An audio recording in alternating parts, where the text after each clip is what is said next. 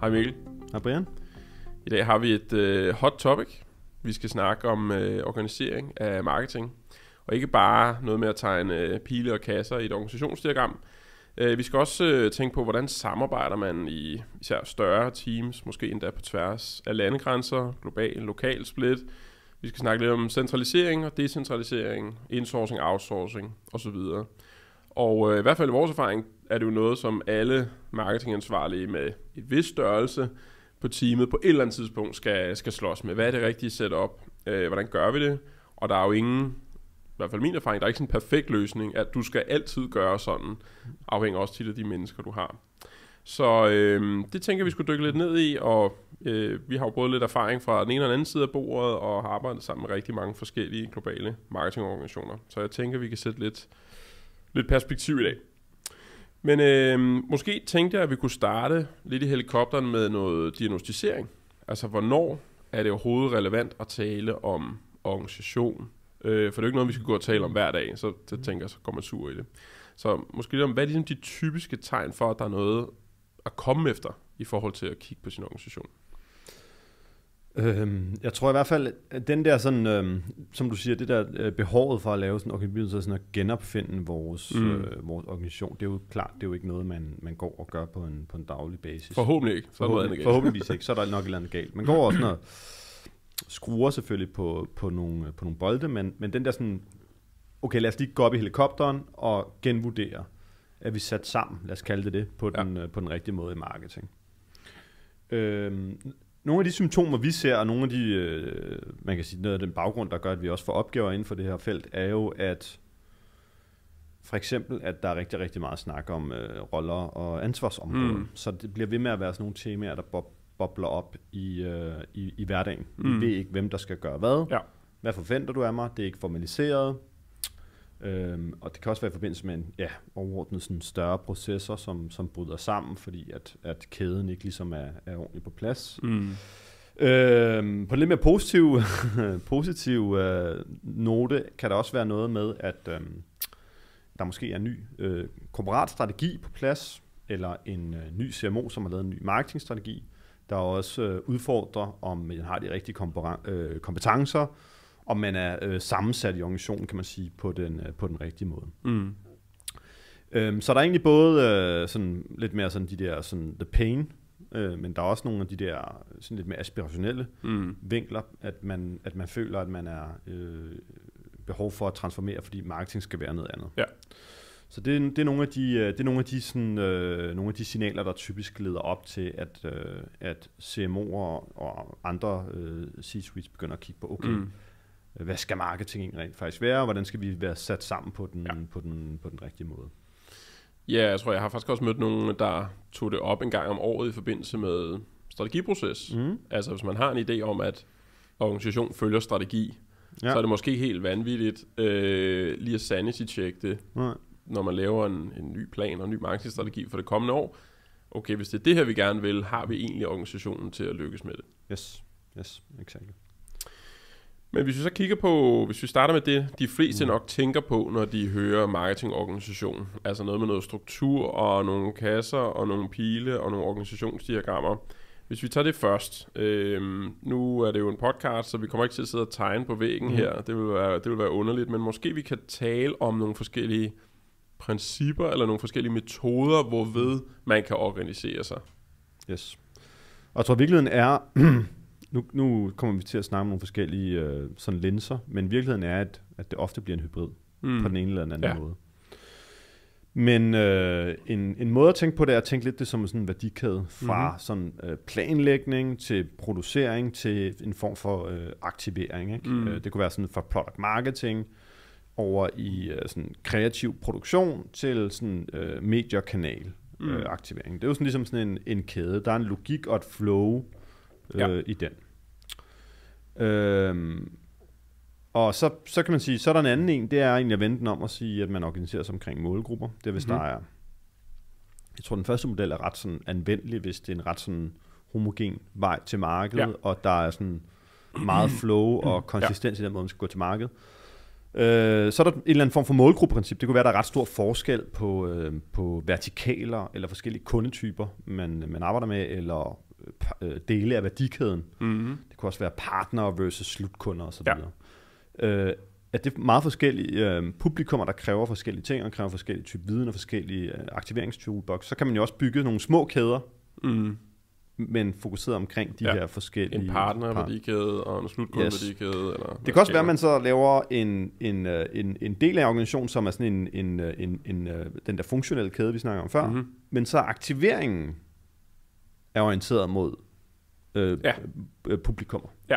Og så kan det være, at man så nede i product marketing afdelingen har en repræsentant også, så du har en eller anden vidensanker også, som kender den vertikal, du arbejder med. Så der er selvfølgelig en masse hybrider mellem de her ting. Men det er sådan andet, noget målgruppeprincip. Så er der mere sådan klassisk, bare sådan rent funktionel, ikke? Hvor man ligesom bundler folk i nogle form for fagfællesskaber omkring digital, kreativt, performance, strategi og så videre. Og så bygger man nok en form for hybrid organisation oven på det, fordi de fagfællesskaber gør jo ikke noget i sin egen ret, og kan ikke rigtig se skoven for bare træer. Eller også gør de, og så kan det være et problem. Så kan det være et problem. Så der er jo brug for en eller anden kraft, der siger, okay, det her er vigtigt, eller organisere en projekt, hvor man trækker på de forskellige fagfællesskaber omkring nogle vigtige prioriteter osv. Så det kan du også godt gøre, men det kræver sådan noget en ekstra, fordi den motor ikke bare drifter sig selv.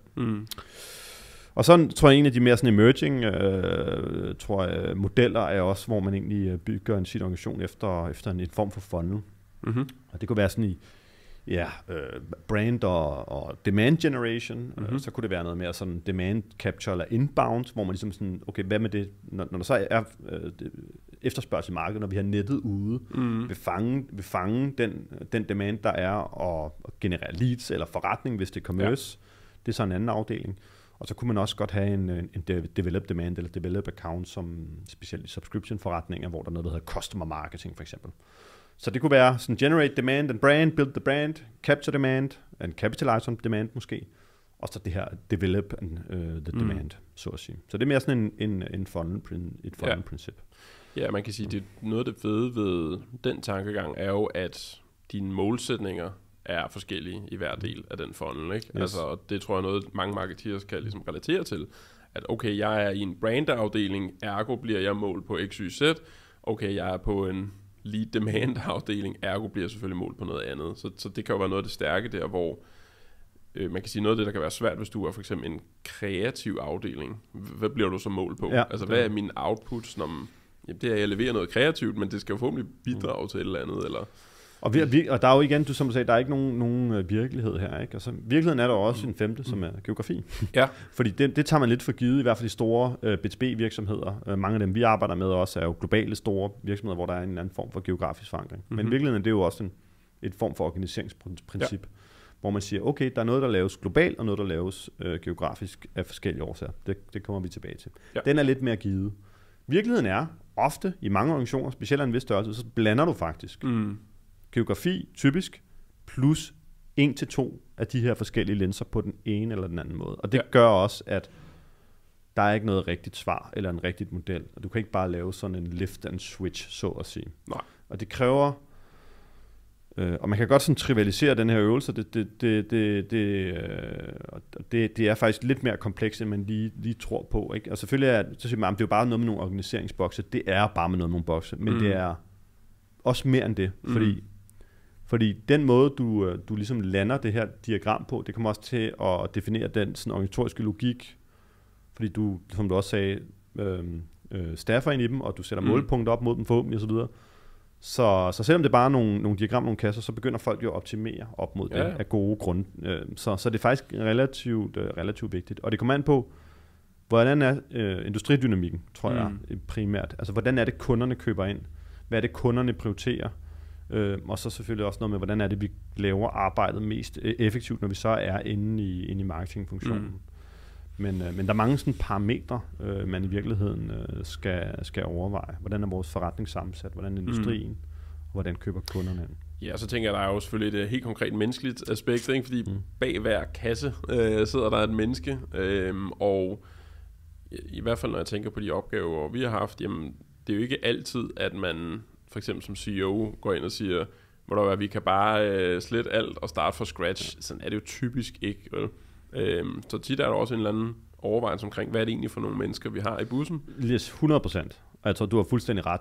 Virkeligheden, altså sådan, du kan godt lave teoretisk rigtigt, og så sådan praktisk forkert, fordi det kan være man ikke har lyst til at fyre en hel masse mennesker, det kan være, det er svært at rekruttere nye mennesker, det kan være, at man har nogle gode mennesker, men de passer ikke lige ind i den logik. Ja. Altså, så der er sådan en teori møder praksis på en måde, som en del af denne her øvelse også, ikke? Jeg tror sådan, et af mine yndlingseksempler i den der, det er, at vi jo nogle gange bliver spurgt sådan, skal vi centralisere marketing? Altså skal vi have alle landene ind og referere ind til en eller anden globale leder? Og det første spørgsmål var det, han siger, hvilken globale leder? Altså er det vedkommende en, der er stærk nok til at drive den organisation, og stærk nok til at håndtere mange flere stakeholders lige pludselig på tværs af landegrænser? Det er jo sådan en af de helt konkrete ting, man bør overveje, hvis man stiller sig selv det spørgsmål. Jeg tror, du har ret, fordi faktisk, det jeg har set, det der med sådan, skal man decentralisere eller centralisere? Sådan, svaret er jo et depends. Og jeg tror, lige præcis en af de magiske ingredienser, som ikke kan ses i et spreadsheet, det er, hvor der er ledelseskraft og autoritet og kompetence. Og det er et personspørgsmål. Det kan du ikke designe dig ud af eller analysere dig ud af. Så det er sådan the secret ingredients også til at lykkes med noget af det her. At der er en masse personer, som også indgår, og relationer i virkeligheden også, som indgår som del af det her puslespil. Så man kan sige, der skal selvfølgelig sættes en struktur. Man skal tænke lidt over sine industriprincipper. Man skal tænke lidt over, hvad er det for nogle mennesker, vi har i bussen. Hvordan arbejder det godt sammen? Hvordan fungerer resten af organisationen måske også? Og måske være at sige, hvordan er, lad os sige, salg-orienteret. En af de ting, hvis man sådan organiserer helt anderledes end salg, skal man i hvert fald være klar på, at der følger en større koordineringsopgave med.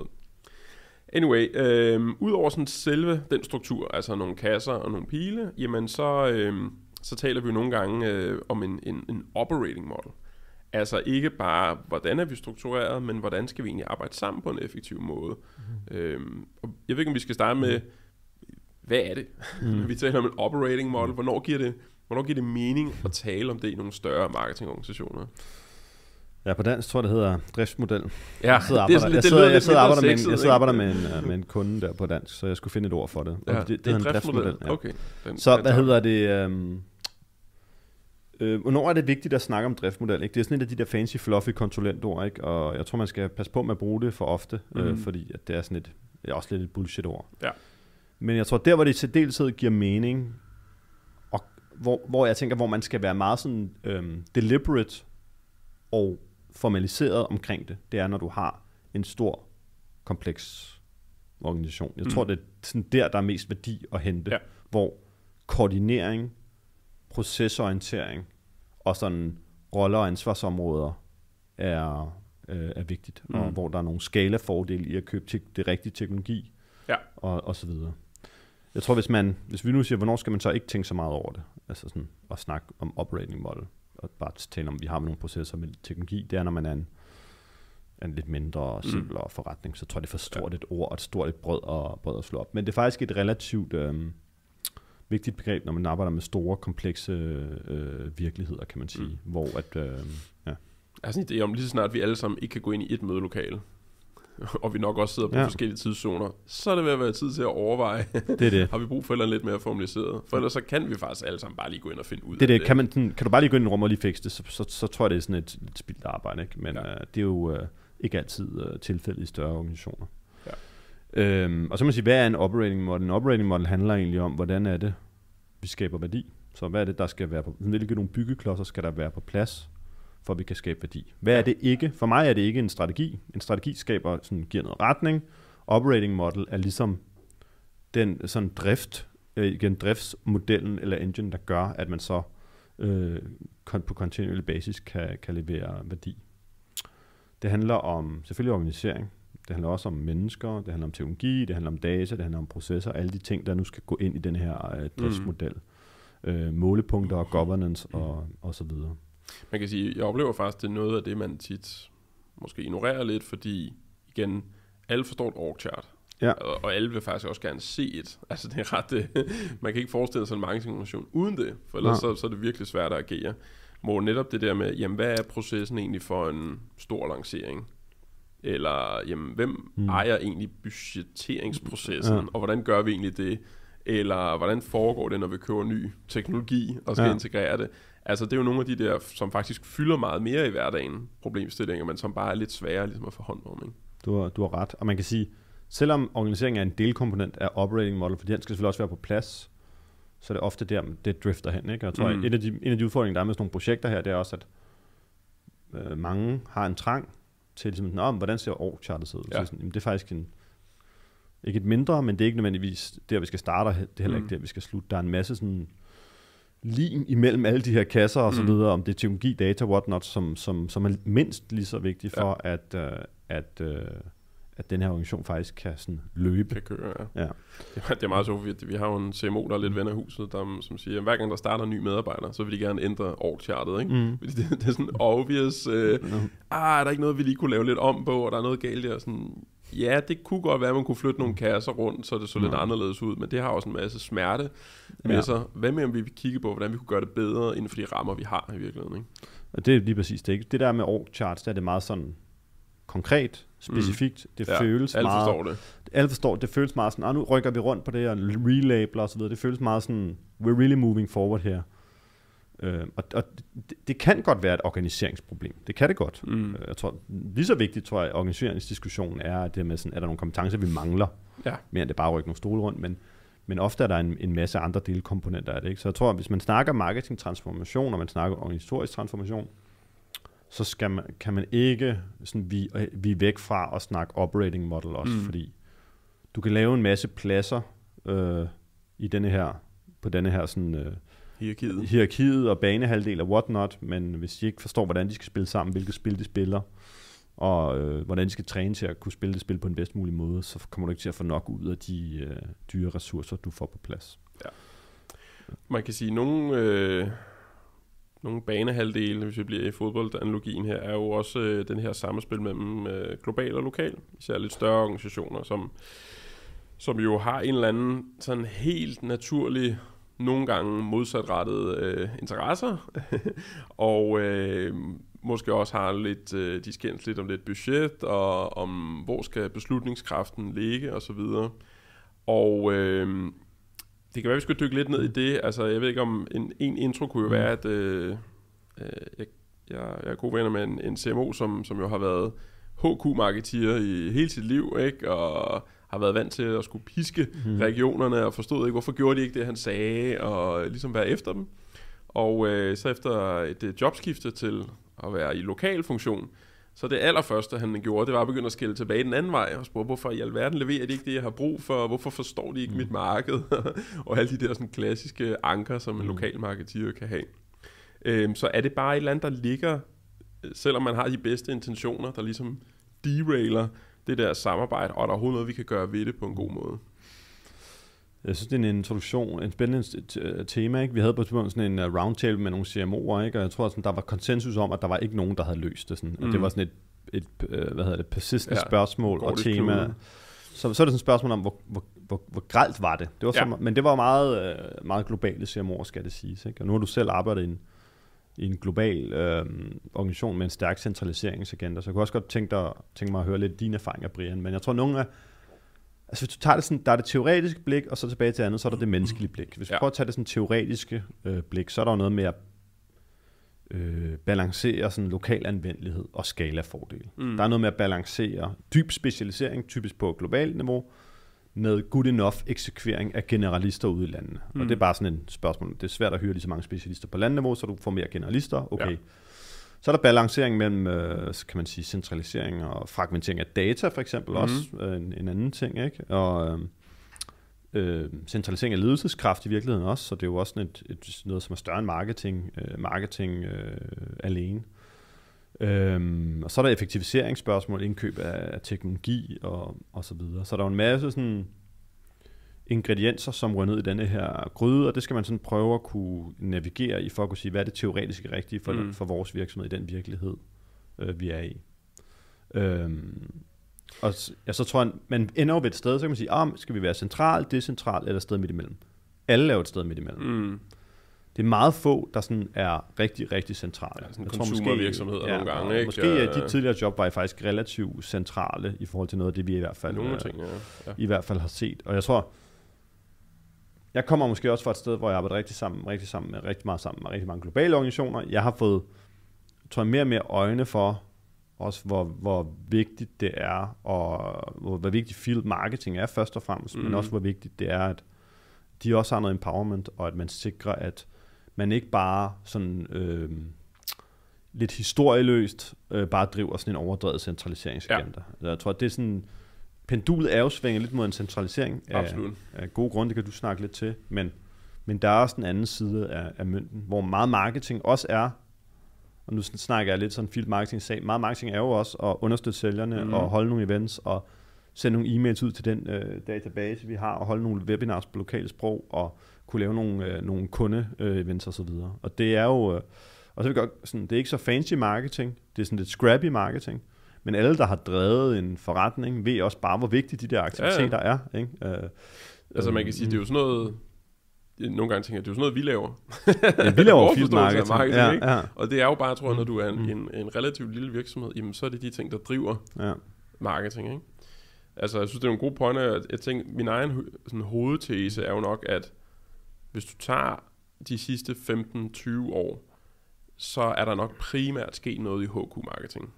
Og det er drevet af, som du siger, altså centralisering, globalisering, whatever du vil kalde det, og digitalt. Ikke? Altså at man nu rent faktisk fra en HQ i Ballerup, eller i Billund, eller whatever, faktisk nu ikke bare kan sidde og udvikle et eller andet, men faktisk også kan aktivere i langt højere grad selv, og faktisk komme ud i stort set hele verden, uden at der nødvendigvis skal sidde en masse mennesker lokalt.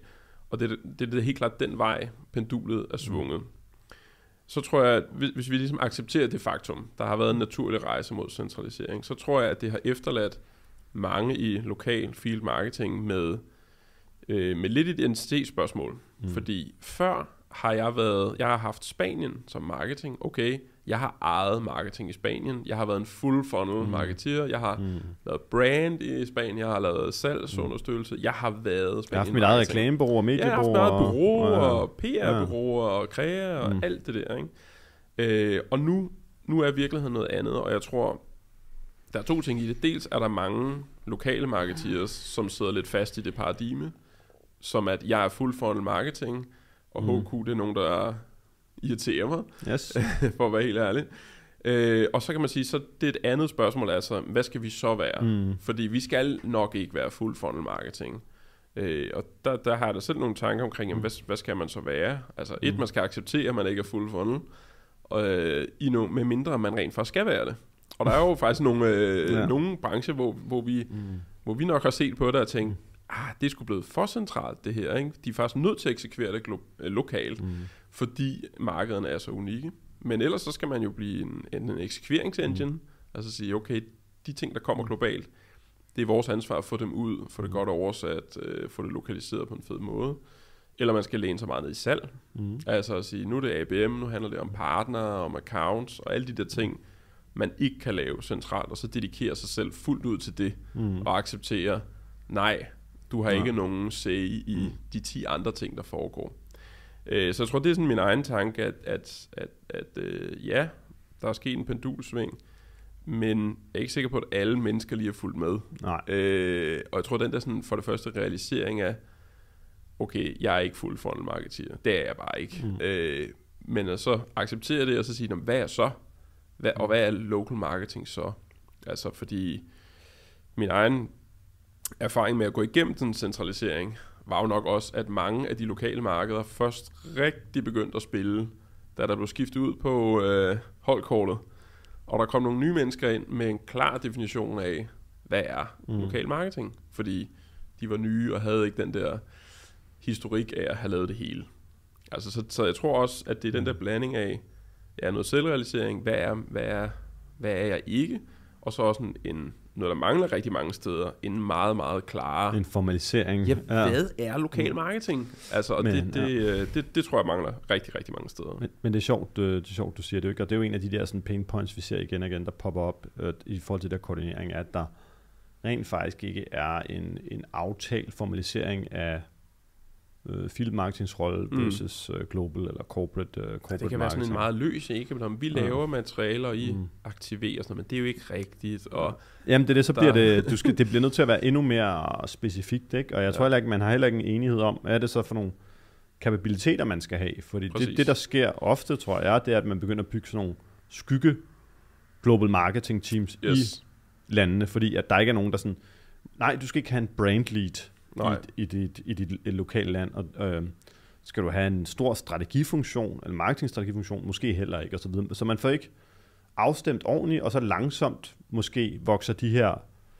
field marketing holder op til at blive sådan nogle skygge duplikeringer. Så er det full funnel. Så er det full funnel, og nu er alle full funnel, ikke? Og så er det jo klart, så træder man hinanden over tæerne.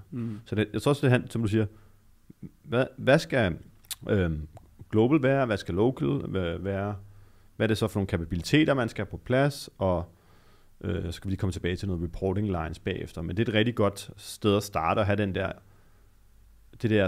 forståelse af, hvad er regional marketing actually faktisk i den virkelighed, vi bevæger os i. Ja. Og det skøjter man måske lidt for hurtigt over, og det skaber så en masse friktion, man kan sige downstream, ikke? Og en af de store problemer er jo helt grundlæggende, at regional marketing teams, eller field marketing, hvad vi nu kalder dem, og de sådan mere globale, centrale, korporate marketing teams, de rapporterer ind til forskellige folk. Og de mødes faktisk ofte først på CO-niveau. Det er en lidt sådan voldsom eskalering, ikke? Ja. Så det kræver jo, at der er nogle mennesker, der ikke nødvendigvis har nogen sådan ledelsesmæssig kraft, som skal de kan ikke sådan mosle hinanden rundt, skal finde hinanden, fordi at global marketing rapporterer typisk ind til en CEO eller ind til en CCO eller noget, hvor den regionale marketingperson typisk rapporterer ind til en lokal salgschef eller GM eller hvad det nu er.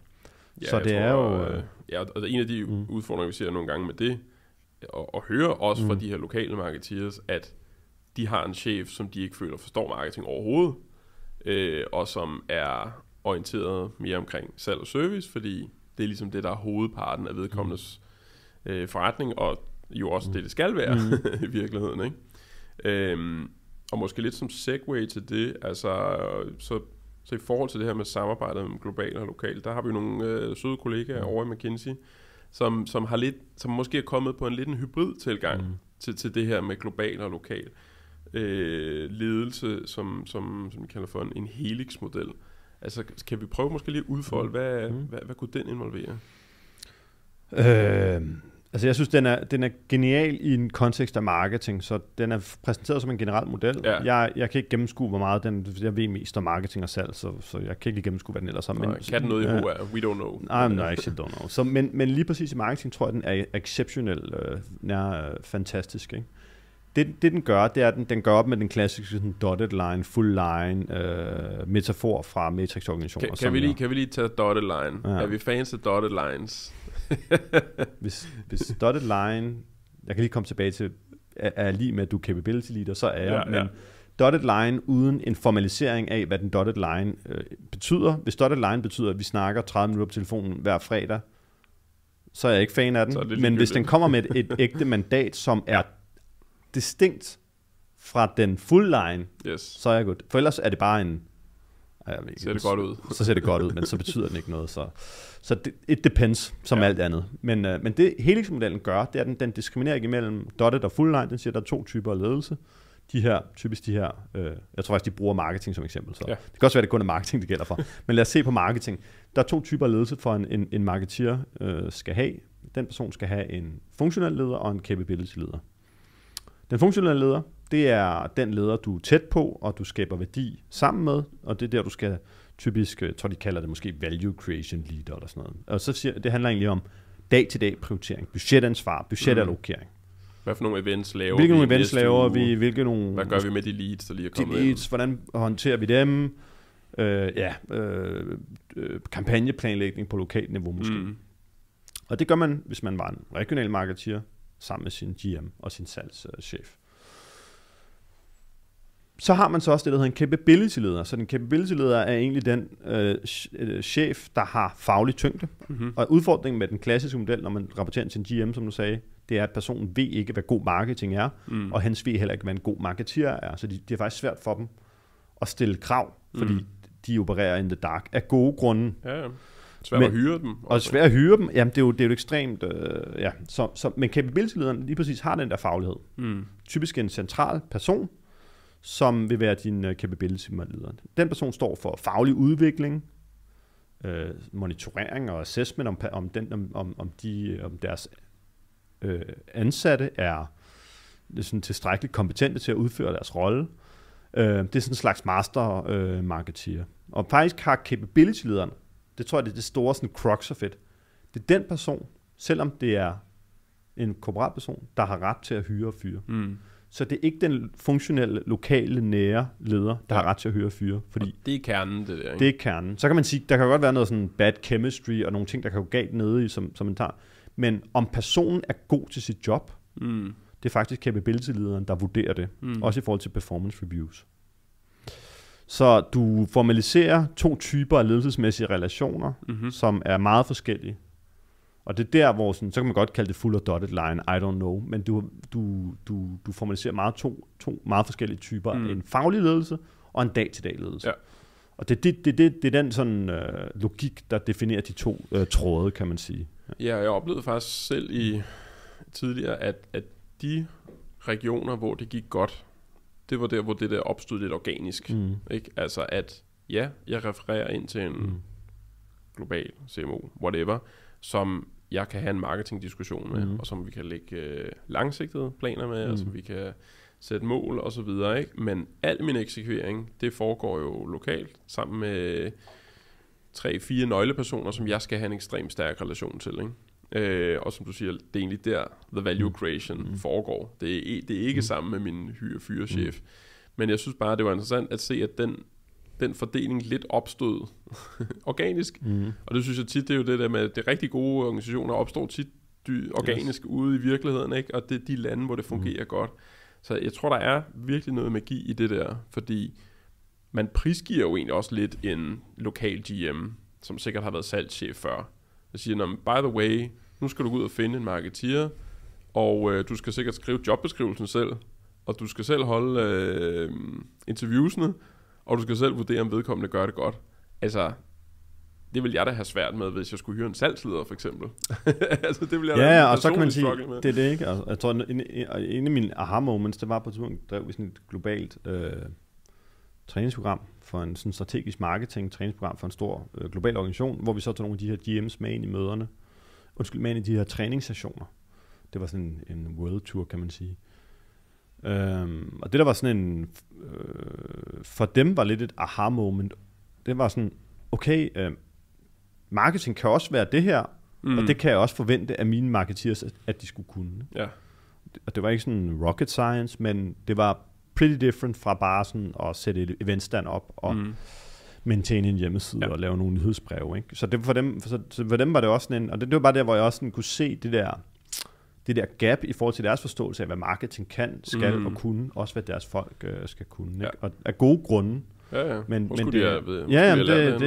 jeg tror bare, at det med at lægge det på dem, er bare er ikke optimalt. Og det tror jeg er en af mine store erkendelser, det der med, at have en leder, som er en lokal salgschef, giver delvis mening, men giver langt fra fuld mening. Og jeg advokerer for en eller anden form for global autoritet i forhold til, at der er den her capability-leder, som ved, hvad er god marketing, og hvad er en god marketeer, kan man sige. Også i forhold til udvikling. Det handler ikke bare om at fyre hyre.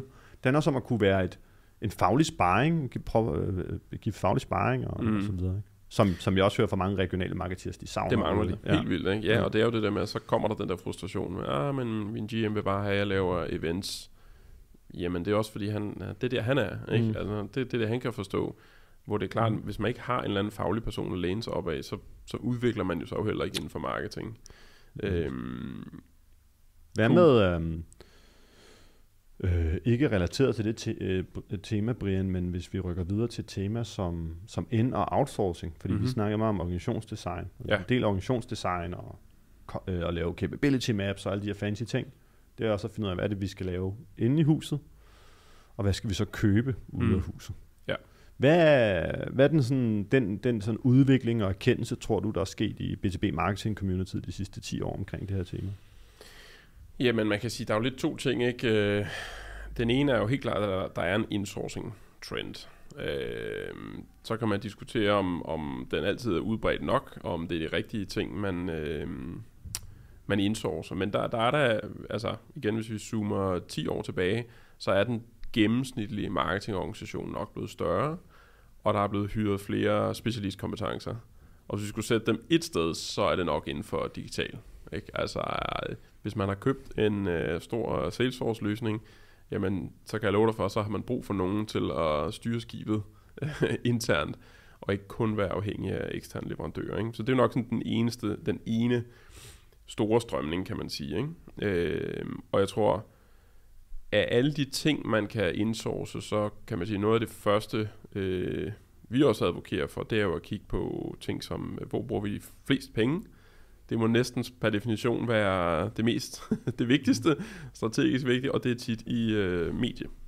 Så selve mediehåndteringen, indkøb af medie, i det space er der jo sket 2 ting. Det er også blevet ekstremt digitalt, og nummer 2, det er blevet meget mere... Det er blevet nemmere. Det er blevet nemmere. Det er både blevet nemmere, men det er også blevet mere komplekst på en måde. Ikke? Det er blevet nemmere på den måde, at hvis vi lige pauser optagelsen her på 5 minutter, så kan vi godt sætte en global kampagne op i 4 sprog på LinkedIn med konverteringstracking og det hele på de 5 minutter. Altså, det ville vi faktisk godt kunne, hvis vi lige fik lov til at være i fred. Så kunne vi lykkes med det på 5 minutter, hvilket jo er fuldstændig uhørt, bare for relativt få år siden. Ikke? Og så kan man sige, især i B2B, så er medie jo blevet komplekst på den måde, at ja, du køber af færre udbydere, du køber af Google, LinkedIn og Meta, men det de platforme kan på mediesiden, er virkelig blevet meget nemt at tilgå, men til gengæld er det blevet vigtigere for dig at finde ud af, hvad sker der bagefter. Altså helt konkret, du får et lead ind ad døren fra LinkedIn, ja, men hvad nu? Det er der nogen, der skal tage hånd om. Er det et lead? Er det et lead, og hvad er et godt lead? Og bla bla bla, hele den der lidt længere samtale. Så, og den snak er ekstremt svær at outsource.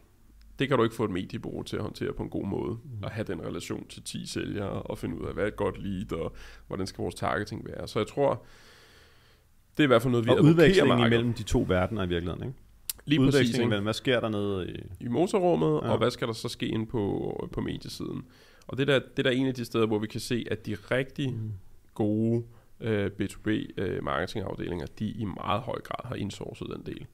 Altså, så er der nogen, der kan af forskellige årsager have brug for hjælp til eksekvering, fordi det kan være nemmere at have eksternt, man kan skrue lidt op og ned, og for at være helt ærlig, er der også nogle B2B-virksomheder, som har svært ved at rekruttere, altså som ligger måske ikke særlig centralt i forhold til nye, altså unge mennesker, og som har svært ved at tiltrække arbejdskraft. De kan godt nogle gange have lidt brug for noget ekstern hjælp. Men det er da helt klart en af de største steder, hvor vi ser en insourcing ske.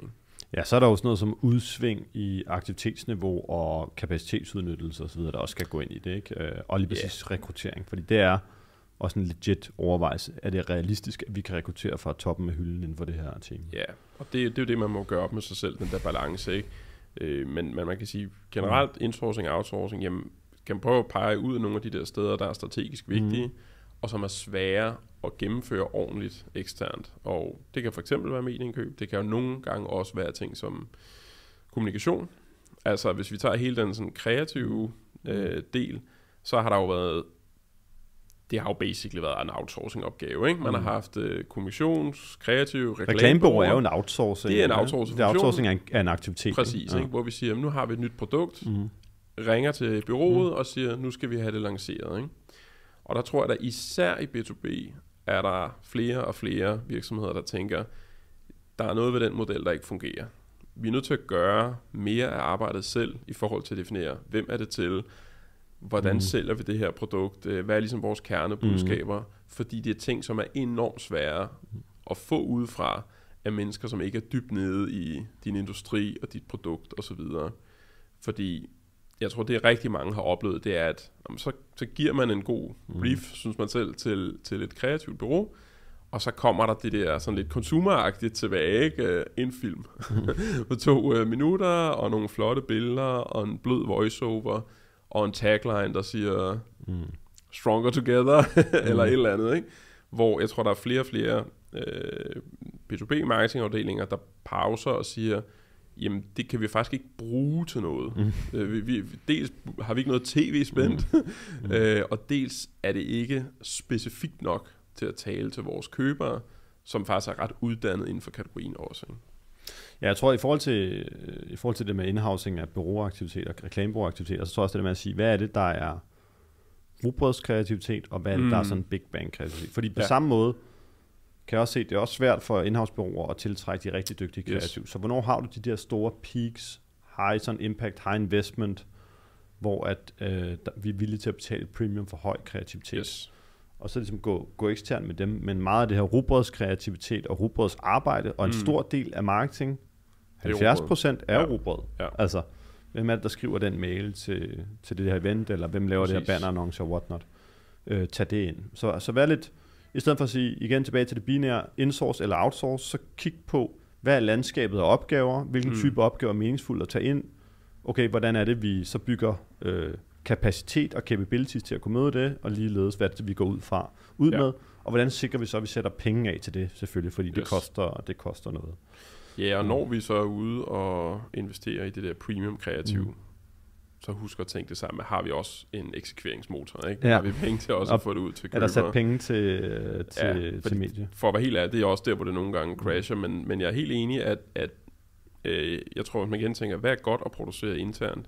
Jamen, hvis du skal lave en lead-genereringsannonce i morgen på LinkedIn, så kan det nogle gange være sådan counterproductive at gå ud og ringe til et bureau, ikke? Fordi jamen, det er typisk nogle relativt banale ting, hvor det er lige før det er bedre at snakke med en sælger end et bureau, i forhold til, hvordan skal den skæres til.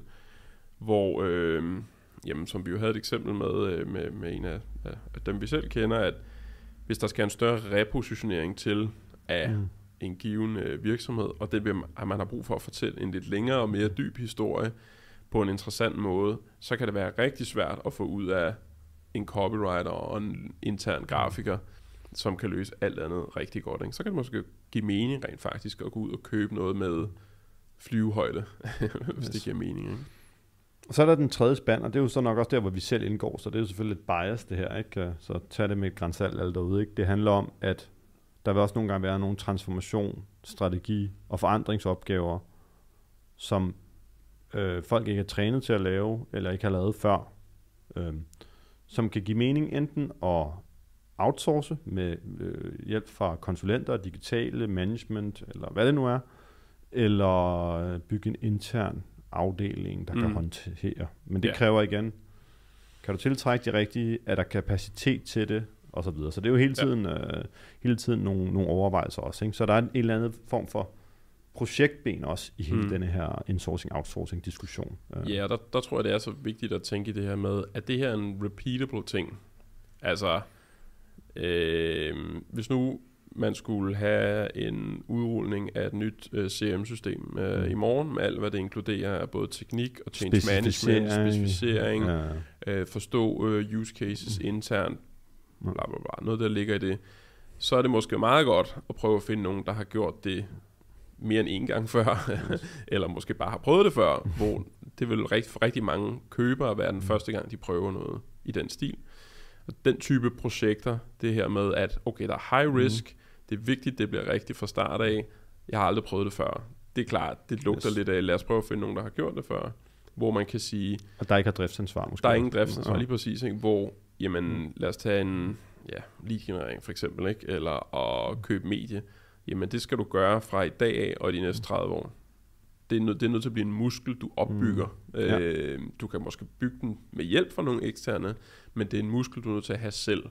Hvor det andet, det er mere en one-off, ikke? Som er high risk og high reward, hvis det går godt. Ikke? Så det er jo sådan en måde at tænke det på, at sige, at det her er noget, som skal være repeterbart for organisationen. Hvis det er det, så er vi jo nødt til at have nogle stærke mennesker selv. Det kunne også være uden for marketingdomænet, salgstræning og commercial excellence osv., at det her er en ongoing proces, jamen, så er vi jo nødt til at have en muskel selv til at kunne lykkes med det på sigt. Ikke? Jeg tænker, der er et sidste ting, som vi måske lige kunne vende omkring, hvor fejler nye organisationer. Det er måske ikke så meget i at tegne selve organisationsdiagrammet. Det er måske mere i implementering, change management. Hvordan lykkes vi egentlig med det på en god måde? Og min eget lille datapunkt her er nok, at de relativt få gange, jeg har været involveret i en større omorganisering, så har vurderingen af den bagefter altid været, det gik egentlig meget godt, vi skulle bruge mere tid på change management. Så det er måske tit sådan det er måske en af de der oversete ting. Ikke? Og det tror jeg ikke. Altså, der er selvfølgelig noget sådan, okay, havde du et forandringsmandat og sådan noget, men altså, hvis nu man tager lidt det der væk, og så siger change management siden, ikke? Der er i hvert fald, vores erfaring med sådan nogle processer her, er, at det er jo, det ender jo med at have med mennesker at gøre, typisk. Selvom der også kan være noget teknologi og så videre ind over det, men langt hen ad vejen er det mennesker. Så nogle gode sådan, change management principper gælder også for marketing, transformation og forandringer, kan man sige. Der er jo noget med transparens i processen, hele vejen igennem, så meget du kan dele, og gerne lidt til. Hvorfor gør du det? What's going on? Og hvad er det for et forløb, der kommer til at være? Så selvom en sådan menneskelig drift kan være at holde information tilbage, fordi det er angstprovokerende, og det er, man viser måske også sårbarhed i de tjenlige dele, fordi man er ikke sikker på, hvor tingene går hen. Så tror jeg, at dele den sårbarhed og transparens omkring proces og diagnose osv. er et ekstremt vigtigt håndtag, fordi hvis du ikke gør det, så kommer det bare til at sådan ligge og sådan fester og boble, og kan så flyde over på forskellige uheldige måder. Så jo mere transparent du kan være, og forhåbentligvis er der en totalt legitim baggrund for det, der skal ske nu. Ja, det er jo sjældent, det er bare sådan hardcore, vi skal spare penge. Men jeg tror, hvis ikke man kommunikerer noget andet, så tænker folk, det er noget med at spare penge. Det er jo det, der er intuitionen, ikke? Nogle gange er det så faktisk for at spare penge, og så må man også sige det. Men du har ret, det er jo sådan default, hvis man siger forandring eller transformation, så siger man, nu kommer der slipsedrenge eller et eller andet, og nu er der nogen, der skal fyres. Og så folk tænker jo ikke, nu er der nogen, der skal fyres, nu er det mig, der skal fyres. Og hvis du går rundt med den der fornemmelse af, at nu bliver jeg fyret, det er jo selvfølgelig det er ikke fedt for personen, men det er heller ikke fedt for driften i den. Så transparens så meget du kan, og lidt til. Og så, jeg tror, det der er et af de store spørgsmål, er hele det her sådan involveringsspørgsmål.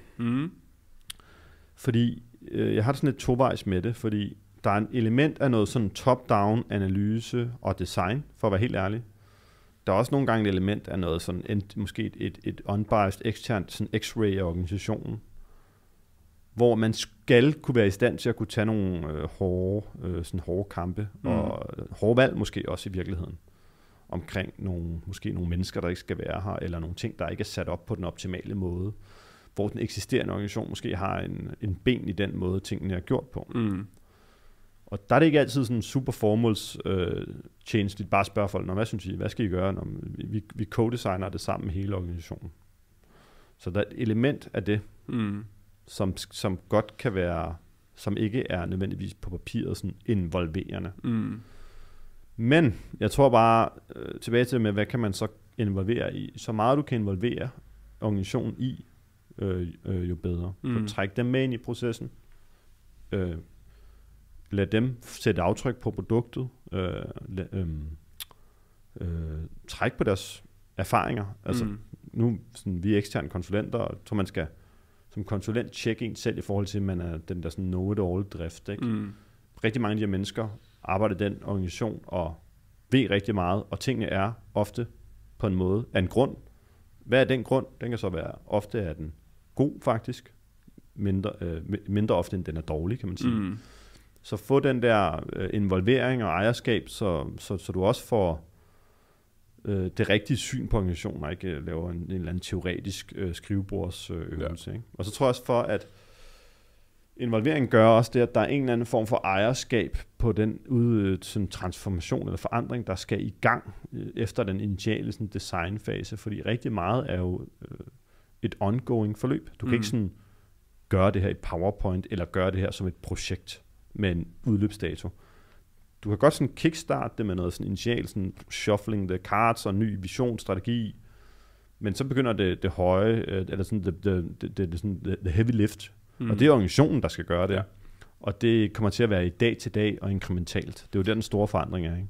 Jeg tror, der er en distinktion. Jeg har i hvert fald fundet helpful nogle gange, ikke? Altså den her med at se, når det handler om for eksempel at designe en strategi eller en ny organisation, det er godt nok svært at involvere folk i, ikke? Fordi det er meget svært sådan at være 50 mand, der kigger på det samtidig og få et eller andet godt ud af det, ikke? Sådan design by committee, hvor man kan sige, det der kan være rigtig godt at involvere folk i, det er jo så, prøv at vi har taget nogle beslutninger, men der kan være noget åbenhed omkring, hvordan lykkes vi med at få dem implementeret, hvordan lykkes vi med, at vi bliver glade i det, hvor det er der, hvor involveringen virkelig kommer til sin ret. Altså fordi nogle gange så er også en lidt skin-involvering i hovedbeslutningerne. Ja. Altså, lad os bare sige, skal vi have det her system eller det her system, eller skal vi være centralt orienteret eller decentralt orienteret, hvor mange af dem er der taget en beslutning. Ja. Og sådan skin-involverer man folk til at og se det er jo nok den værste model. Så i stedet for at være transparent og sige, ja, der er nogle hegnspæle omkring den her funktion, det handler om strategi, der har jeg et par udvalgte personer, som har kompetencerne til inden for det, som er med til det, måske sammen med nogle eksterne. Der er noget overordnet organisatorisk design og formål. Det er min rolle som leder, at definere det. Og det er sådan. Og det er sådan.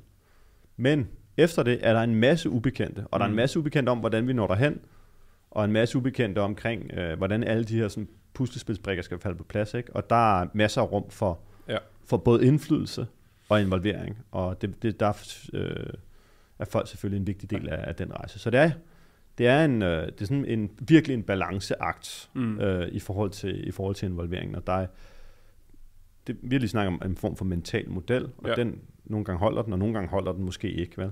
Men det er den, jeg har levet ved i de gange, jeg har gjort, der jeg synes også, den faktisk har fungeret. Ja. Et hurtigt eksempel på det der, på involvering, som jeg synes gik rigtig godt, det er, at vi gang lavede en centralisering, og man kan sige, det var ligesom givet, it's happening. Vi gør det. Og på et tidspunkt havde vi i ledergruppen også ligesom blevet enige om, at vi synes, det var ret klart, hvad rollefordelingen var med de her afdelinger. Vi havde ingen umiddelbar grund til at sidde og lave en masse roles and responsibilities. Men lige snart vi så begyndte at involvere organisationen i, okay, hvordan bliver det her en succes? Jamen, så var det noget af det, folk efterspurgte rigtig meget, og noget af det, de faktisk givet nogle hegnspæle kunne lave selv. Altså fordi, hvad er vores 2 snitflader i produktionen af et asset? Jamen, det må I finde ud af. Så jeg mener, altså der er de faktisk bedst til selv at finde ud af, jamen helt præcist, hvornår giver du mig det, og hvornår laver jeg så det, og så videre. Og det havde lige præcis de her personer brug for. Og det er jo fuldstændig umuligt at lave på sådan en ledelseslag. Altså der er man nødt til at sætte nogle hegnspæle, men igen, hvor er involveringen så stærk? Det kan være i den der helt konkrete implementering af, hvordan deler vi den her opgave op mellem os. Og så er mennesker jo også en form for sensor. Altså, så er der et eller andet, der på senere tidspunkt ændrer sig, præmissen ændrer sig, den operationelle virkelighed ændrer sig, så lyt til sine folk og gør tingene om, hvis det var, fordi det er jo den anden del af, at man bliver for dogmatisk som leder, og sådan my way or the highway, så selvfølgelig være lydhør. Men det er jo hele tiden at balancere det her autoritative med også at være responsiv og lydhør, ikke? Og det er jo sådan den moderne ledelse, sådan en balanceakt, og den manifesterer sig også i sådan et projekt her, vil jeg sige. Ikke? Og det har med mennesker at gøre. Det har med mennesker, der kan realisere deres potentiale, men det kan også være, at der er nogle af dem, der mister deres job, ikke? Eller skal lave noget andet, og så videre. Så det er kompliceret, men man kan leve nogle gode principper, tror jeg, kan man komme langt. Jeg synes, det er en god måde at runde af. Man kan sige, vi var lidt omkring organisationsstrukturer, nogle forskellige principper, mentale modeller for, hvordan vi kan organisere os, og så lidt ned omkring den her operating model, altså hvordan driftsmodellen for, hvordan vi arbejder sammen, hvem der gør hvad, lidt omkring global og lokal, og så synes jeg i virkeligheden, at det var en fin afrunding at sige, at det selvfølgelig er mennesker, der er mennesker bag kasser og pilene, så alt kommer til at afhænge i sidste ende af, hvem er det lige præcis, der sidder i de roller. Så hvad står mejslet ind i denne her tavle? Det, der står It depends. It depends. det er det, sådan Moses kom ned fra bjerget. Ikke? Og det er det virkelig med organisering, fordi det er det her med, der er rigtige og forkerte måder at sætte en Google-annoncekonto op. Altså det kan man lave objektivt forkert, hvor organisationsdesign er en blød sport, ikke, som afhænger af de mennesker, der sidder på pinden, og forandringsvillighed, og dynamikker i markedet, og 1000 andre ting. Og måske netop derfor kræver det en lidt blødere hånd at lykkes med os i sidste ende. Og det er jo også en af de temaer, tror jeg, hvor man også kan gøre en størst forskel, både for mennesker og for forretningen. Så jeg tror også, det må ikke være, fordi det er svært, skal det ikke være en undskyldning for ikke at kigge på det. Fordi det kan virkelig gøre en stor forskel, både for forretningen og for marketings anseelse og for værdiskabelse. Men også for de mennesker, der arbejder i marketing. Give dem et bedre mandat, fjerne friktion og klare linjer for, hvad de rent faktisk forventes af. Ja. Så it's about the business and the people. Tak for den gang, Mikkel. I lige måde, Brian. Tak fordi du lyttede med. Hvis du har nogle ønsker til, hvilke emner du gerne vil høre om, eller personer, vi kunne tale med, så skriv gerne til info@kvadrant.dk. Hvis du gerne vil vide mere om Kvadrant Consulting, så kan du se mere på vores hjemmeside, kvadrant.dk, eller følge os